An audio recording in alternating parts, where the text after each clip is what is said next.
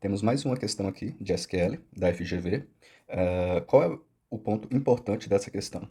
A gente vai trabalhar justamente com a diferença entre union e union all. Essa diferença tem que estar bem clara para vocês, tá? Vocês vão ver que não tem segredo nenhum. Então, o que a questão diz?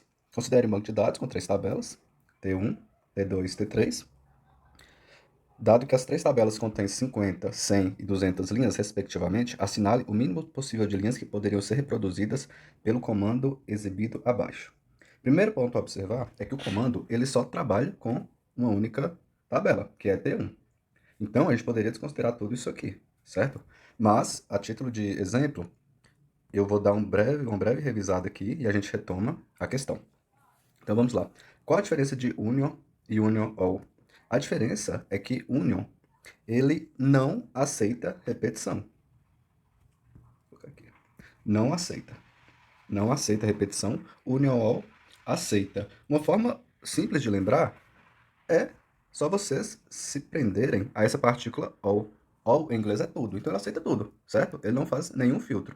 Então, eu trouxe aqui um exemplo para a gente colocar em prática.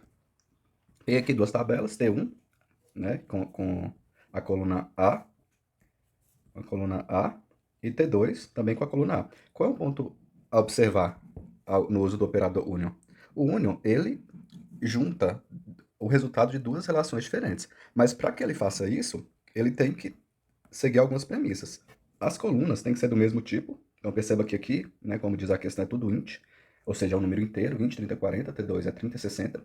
E tem que ser a operação, tem que ser aplicada sobre a mesma quantidade de colunas. Então se T2 tivesse aqui uma coluna aqui B, não seria possível, tá?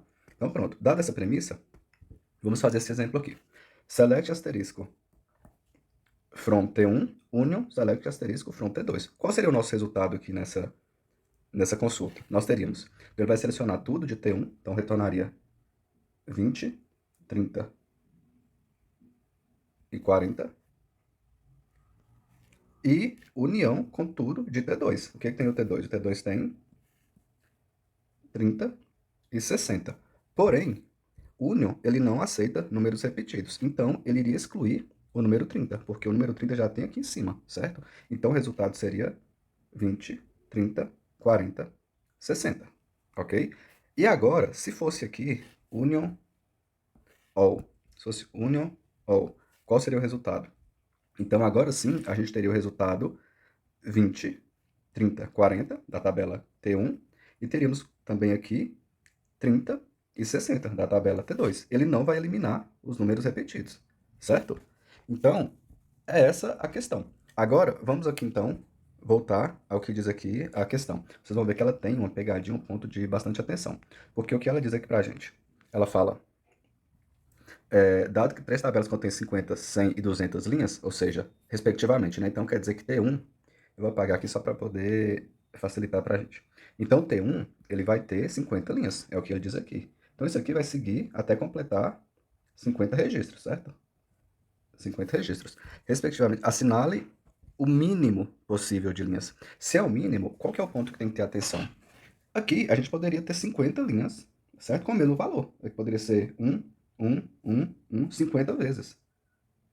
Então, se a tabela tem o mesmo valor e a gente está aplicando union, union não aceita valores repetidos, então qual vai ser o retorno? Qual vai ser o resultado? O resultado dessa consulta vai ser uma linha, certo?